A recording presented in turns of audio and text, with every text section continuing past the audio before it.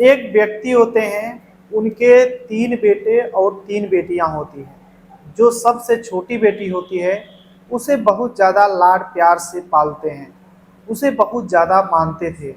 लेकिन वो बेटी जैसे ही बड़ी होती है, अपने ही गांव के एक व्यक्ति से लव मैरिज कर लेती है, उसे प्यार हो जाता है। उसके बाद जो होता है, आप सुनेंगे तो वाकई में सोचने के लिए मजबूर हो जाएंगे। आखिर उस लड़की के साथ हुआ क्या था, पूरी कहानी बताऊंगा, बस लास्ट तक बने रहो और देखते रहो। नमस्कार दोस्तों, मैं विजय शंकर पाल। इस वीडियो को लाइक करना, चैनल को सब्सक्राइब करना। रोजाना शाम को 7 बजे हमारी एक नई वीडियो आती है, तो चैनल को सब्सक्राइब करके बेल आइकन को जरूर दबा लीजिएगा। बाकी आप लोग कहाँ से हमारी वीडियो देखते हैं, कमेंट जरूर कीजिएगा। नेक्स्ट वीडियो में आप सभी का नाम जरूर लूंगा। चलिए स्टार्ट करता हूँ। आज की जो सच्ची घटना सुनाने जा रहा हूँ, यह है उत्तर प्रदेश में एक जिला है बरेली। इसे इसी जिले के अंतर्गत एक थाना लगता है बहेड़ी थाना, और यहीं पर एक मोहल्ला है टांडा। यहीं के रहने वाले मोहम्मद इसरार होते हैं, जो कि पशु बेचने और खरीदने का व्यवसाय किया करते थे। मोहम्मद इसरार बहुत ही साधारण किस्म के व्यक्ति होते हैं, बहुत ही शालीन रहा करते थे। इनके 3 बेटे होते हैं और 3 बेटियां होती हैं। आखिरकार जो सबसे छोटी बेटी होती है, जिसका नाम गौसिया होता है, गौसिया बेहद चंचल, बेहद खूबसूरत होती है। जो मोहम्मद इसरार हैं, अपनी बेटी गौसिया को बहुत ज़्यादा माना करते थे। कहीं भी बाहर जाते, जब भी आते, तो उसके लिए कुछ अच्छा ही लेकर आते थे। गौसिया अपने पापा की बहुत ज़्यादा दुलारी होती है। समय बीत रहा होता है। अब गौसिया धीरे धीरे बड़ी हो रही थी। जैसे ही गौसिया लगभग 16 साल की होती है, गांव में ही कुछ ही दूरी पर सब्जी का दुकान होता है, और जब सब्जी लेने जाया करती थी, तो वहाँ पर एक लड़का था जिसका नाम साहिद होता है। साहिद भी जब गौसिया को देखता था तो मुस्कुराया करता था, और गौसिया उस साहिद को देख करके मुस्कुराते हुए सिर नीचे करके चली जाती थी, जैसे आने वाले समय में उससे कुछ जुड़ा हुआ हो। समय बीतता रहता है। एक दिन जो साहिद है, वो गौसिया से बोलता है कि गौसिया, तुम 16 साल की हो, बहुत ही सुंदर लगती हो। वाकई में तुम्हें ऊपर वाले ने बहुत फुर्सत से बनाया है। तभी जो गौसिया है, वो मुस्कुराते हुए बोलती है कि क्या मैं ही इस दुनिया में खूबसूरत हूँ, आपको कोई खूबसूरत लड़की दिखी ही नहीं? तब साहिद बोलता है कि मुझे तो तुम्हारे जैसी खूबसूरत दिखती ही नहीं है। अब क्या था, दोनों हंसते हैं और बात करते हैं, फिर चली जाती है गौसिया। लेकिन अब गौसिया के दिलो दिमाग में साहिद की बातें घुस चुकी थी। जो गौसिया है, वो मन मन साहिद को चाहने लगी थी। तभी अब जब भी गौसिया उसके दुकान पर जाती सब्जी के लिए, तो वहां पर जरूर रुकती थी। यानी जो गौसिया है, बिना साहिद को देखे उसका मन ही नहीं लगता था।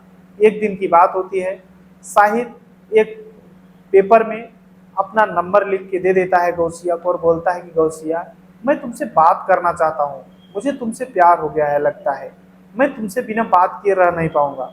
अब गौसिया भी नंबर ले लेती है और घर पर आती है, तो अपनी माँ के मोबाइल से साहिद के पास फ़ोन करती है। तब दोनों एक दूसरे की दिल की बातें इजहार करना शुरू कर देते हैं।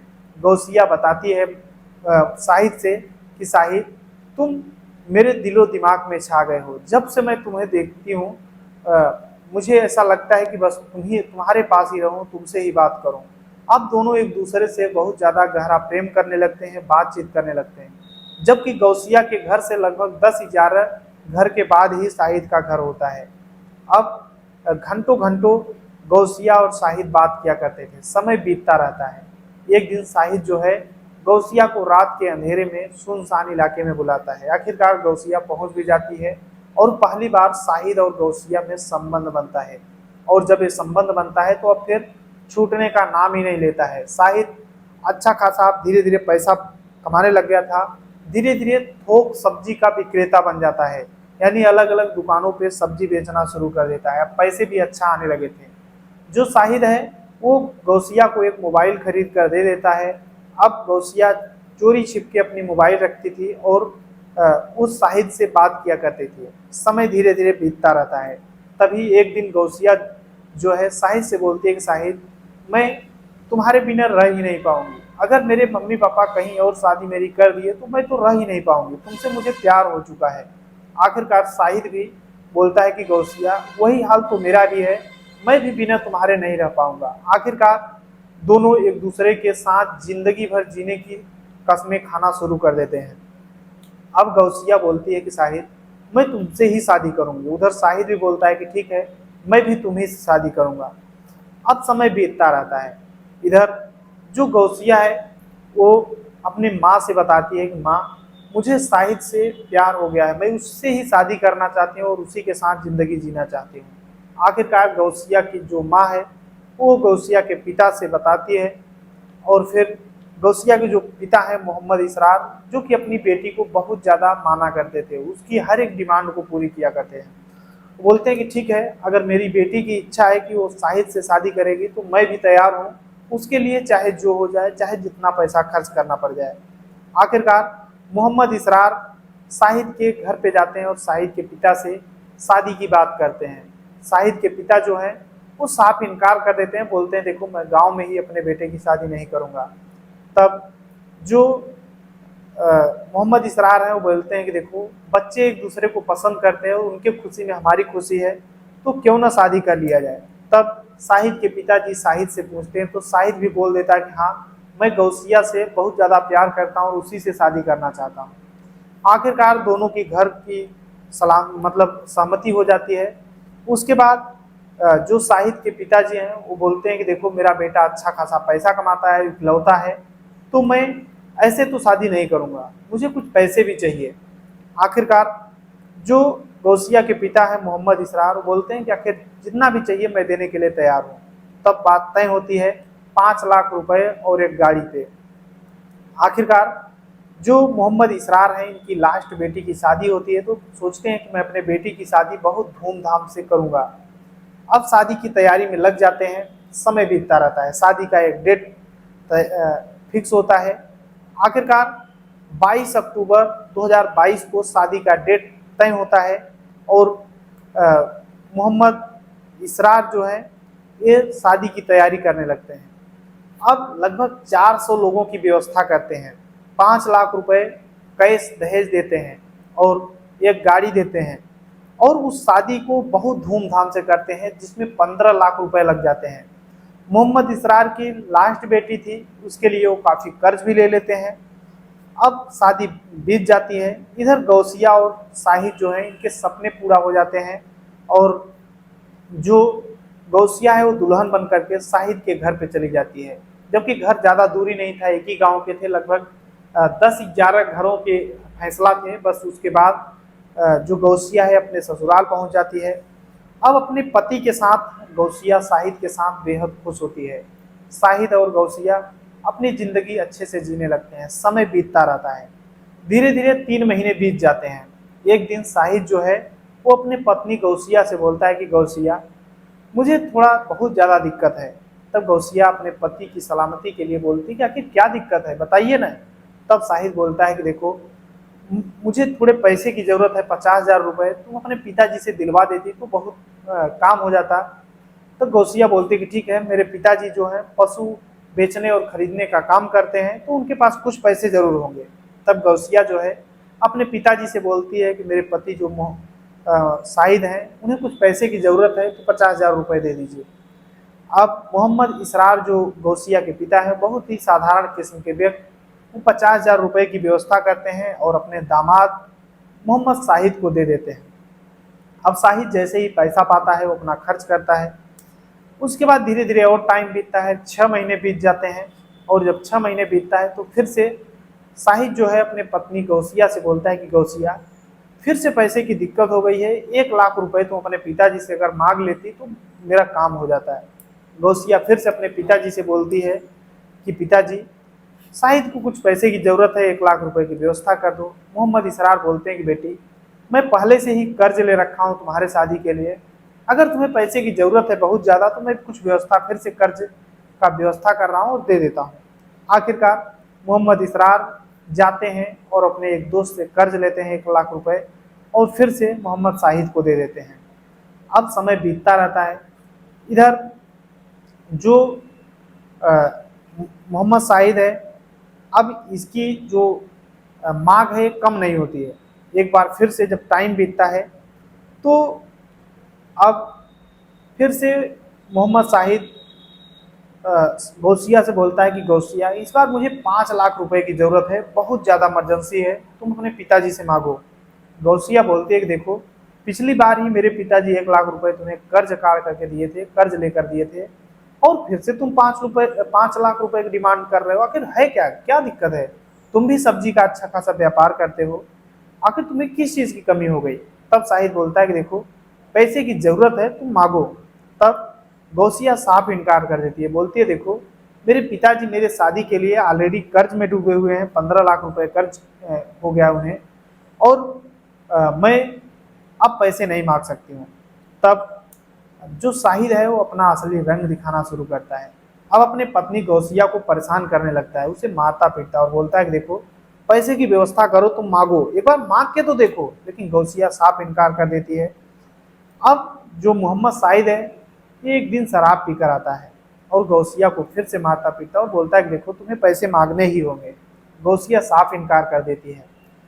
तब इधर टाइम बीतता है, गौसिया के पेट में बच्चा पलने लगता है, समय बीतता है और एक बेटा पैदा होता है। तब गौसिया सोचती है कि शायद मेरे पति जो शाहिद हैं अब सही हो जाएं, अब सुधर जाएं, क्योंकि अब बेटा भी पैदा हो गया है। लेकिन शाहिद जो है वो सुधरने का नाम नहीं ले रहा था। अब अपने पत्नी को परेशान करने लगता है। एक बार तो ऐसा होता है कि उसकी पत्नी को जब मारता पीटता है तो पड़ोसी जो है वो बताते हैं मोहम्मद इसरार से। मोहम्मद इसरार जाते हैं और अपने बेटी को घर पर लेकर आते हैं, और फिर से थोड़ा टाइम गौसिया अपने मायके में रहती है। लेकिन पंचायत बैठती है, पंचायत में गांव के जो बुजुर्ग व्यक्ति होते हैं वो होते हैं, और फिर जो मोहम्मद शाहिद है, ये अपने ससुर मोहम्मद इसरार से माफ़ी मांगता और बोलता है कि अब गलती हो गई, अब मैं अपनी पत्नी गौसिया को परेशान नहीं करूँगा।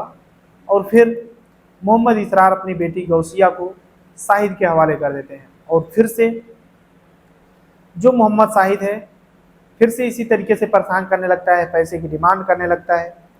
लेकिन गौसिया जो है वो फिर अपने पिता को बताती है, उसके पिता फिर ले आते। इसी तरीके से 4 बार पंचायत होती है। चारों बार जो शाहिद है वो माफ़ी मांगता और अपने पत्नी को साथ में लेकर चला जाता है। समय बीतता रहता है।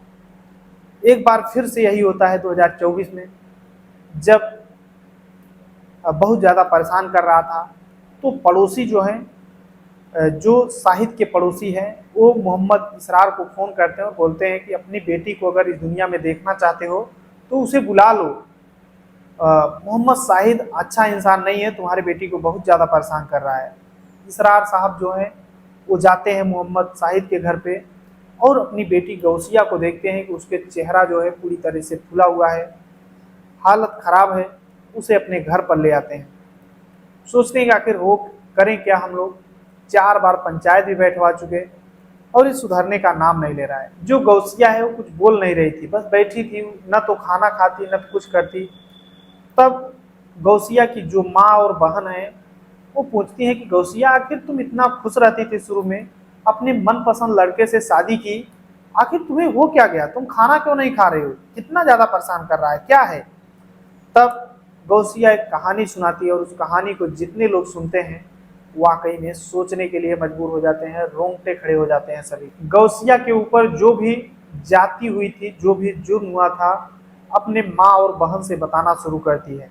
वो बताती है कि मेरा पति शुरू में अच्छा था, 1-2 महीने बहुत अच्छा था, लेकिन उसके बाद उसने जो मेरे साथ करना शुरू किया, मैंने कभी सोचा नहीं था, सपने में भी नहीं सोचा था कि शाहिद मेरे साथ ऐसा भी करेगा। गौसिया अपने माँ और बहन से बताती है कि मेरा पति जो शाहिद है वो सिगरेट पीते हुए आता है और मुझे मेरे साथ सिगरेट पीते हुए संबंध बनाता है और मेरे प्राइवेट जो अंग होते हैं उनमें सिगरेट छुआ देता है, जलता हुआ सिगरेट। और कभी कभी ऐसा करता है कि बिना कपड़ों के मुझे लेटने के लिए बोलता है, और मैं जब कपड़ा पहनने की कोशिश करती हूँ तो बोलता है कि बिना कपड़े के मेरे साथ हमेशा रहो, मेरे घर में बिना कपड़े के रहो। और कभी कभी तो बेल्ट से मारता है और मुंह में कपड़ा डाल देता है और बोलता है कि मुंह में कपड़ा डालेंगे तो आसपास आवाज़ नहीं जाएगी। जो गौसिया है वो अपने पति से माफ़ी मांगती, बोलती कि आखिर मेरी गलती क्या है, बस गलती बता दो। तब मोहम्मद शाहिद बोलता है कि तुम अपने पिताजी से पैसे मांगो, रो करके मांगो, गा करके मांगो, छल से मांगो, बल से मांगो, जैसे भी हो सके अपने पिताजी से पैसे मांगो। और गौसिया बोलती थी मेरे पिताजी ऑलरेडी कर्ज में है, मैं पैसे नहीं मांग सकती हूँ। आखिरकार जो शाहिद है, उसे इंसान कहें या हैवान कहें, वो करंट, लाइट में करंट लगाया करता था और थोड़ा थोड़ा करंट छुआया करता था गौसिया को। गौसिया की हालत खराब हो जाती थी। आखिरकार जब पूरी दास्तां सुनाती है तब जो गौसिया की माँ और बहन है बोलती हैं कि क्या तुम्हारी ननद नहीं बोलती है, तुम्हारी सास नहीं बोलती हैं। तब गौसिया बताती है कि उसकी ननद है सबीना, जिसका नाम है सबीना, बोलती है कि इसके मुंह में कपड़ा डाल दो ताकि बाहर आवाज न जाए, अपने भाई से बोलती है। और सबीना जो इसकी गौसिया की ननद है वो बोलती है कि क्या यही भर लड़की थोड़ी नहीं है, अगर इस दुनिया को छोड़ कर चली जाएगी तो मेरे भाई को और भी लड़कियां मिल जाएंगी। यानी इसकी जो सास है, ननद, ये भी इसे परेशान किया करती हैं। आखिरकार समय बीतता रहता है, किसी तरीके से सहन कर रही थी, लेकिन अब तो सहन की सीमा हद हो चुकी थी। उसके बाद भी थोड़े टाइम रहती है गौसिया अपने मायके में। जो मोहम्मद इसरार है वो सोचते हैं कि आखिर मैं करूं क्या। वो पूरी दास्तां सुनते हैं तो वो भी सोचने के लिए मजबूर हो जाते हैं, लेकिन फिर भी सोचते हैं कि मेरी बेटी है, दामाद है, एक छोटा बच्चा भी हो चुका है, इनकी जिंदगी अंधकार में न हो जाए, इनका जोड़ा टूट न जाए, इसके लिए वो बार बार जोड़ने का प्रयास करते हैं। मोहम्मद इसरार फिर से पंचायत बैठाते हैं और उस पंचायत में शाहिद आता है और पांचवी बार शाहिद जो है पूरी पंचायत के सामने हाथ जोड़ता है और माफी मांगता है। बोलता है कि आज के बाद मैं कसम खाता हूं कि मैं अपनी पत्नी को कभी परेशान नहीं करूंगा, कभी मारो पीटूंगा नहीं। अब जब पंचायत में ये सब बोल देता है सबके सामने, तब पंचायत वाले बात मानते हैं और उसके साथ शाहिद के साथ गौसिया को भेज देते हैं। अब गौसिया फिर से अपने ससुराल जा चुकी थी। समय बीतता रहता है, अब कोई शिकायत नहीं आ रही थी। लेकिन इधर 22 अक्टूबर 2024 की बात होती है। शाहिद जो है अपने ससुर के पास फ़ोन करता है, मोहम्मद इसरार के पास, और बताता है कि फ़ोन लगाता है और बताता है कि आप हॉस्पिटल में आ जाओ जितना जल्दी हो सके। मोहम्मद इसरार बोलते हैं कि क्या मेरी बेटी गौसिया को कुछ हो गया है क्या। तब शाहिद बताता है कि वो चक्कू ली थी और वही चक्कू पता नहीं कैसे धोखे से लग गई है और बहुत उसकी हालत ख़राब है, जितना जल्दी हो सके हॉस्पिटल में आ जाओ। आखिरकार मोहम्मद इसरार अपने फैमिली के साथ हॉस्पिटल में जब पहुंचते हैं तो देखते हैं कि उनकी बेटी इस दुनिया को छोड़कर जा चुकी है।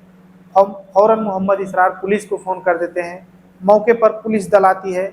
अब ये पता चलता है कि एक लड़की इस दुनिया को छोड़कर चली गई है।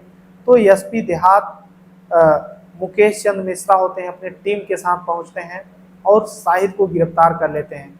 पोस्टमार्टम के लिए भेज दिया जाता है। पोस्टमार्टम ये चीज़ स्पष्ट हो जाता है कि उसके प्राइवेट पार्ट पे भी चक्कू चलाया गया है, सिगरेट से दागा गया है, करंट लगाया गया है, तमाम तरीके से उस लड़की को परेशान किया गया है और उसे उसका गले पर भी चक्कू चलाया गया है।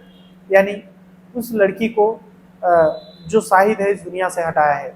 आखिरकार शाहिद और उसकी फैमिली को पुलिस गिरफ्तार कर लेती है और गंभीर धाराओं में मुकदमा दर्ज करती है और शाहिद सलाखों के पीछे जा चुका है। लेकिन काश अगर जो गौसिया है पहले ही, गौसिया की कमी नहीं, वो पहले ही अपने माँ बाप को बताई थी, लेकिन उसके माँ बाप बेटी का घर न उजड़े उसके लिए बार बार उसे उसी दलदल में ढकेलते गए। आखिरकार वो लड़की लास्ट में दुनिया को छोड़कर चली गई। इसमें किसकी कितनी गलती है आप लोग अपनी राय जरूर देना। लेकिन शाहिद जो है ये इंसान नहीं बल्कि इंसानी रूपी हैवान था। इसे क्या सजा मिलेगी ये तो कोर्ट पर ही निर्भर करता है, लेकिन अभी इसका मामला अदालत में है और ये जेल में जा चुका है। बाकी आप लोग अपनी राय जरूर देना है। पूरी कहानी सुनाने का उद्देश्य किसी को परेशान करना है, दुख पहुंचाने, बल्कि आप सभी को जागरूक करना है। जहां भी रहें अपना और अपनों का ख्याल रखें, सुरक्षित रहें। चलते हैं कमेंट की ओर।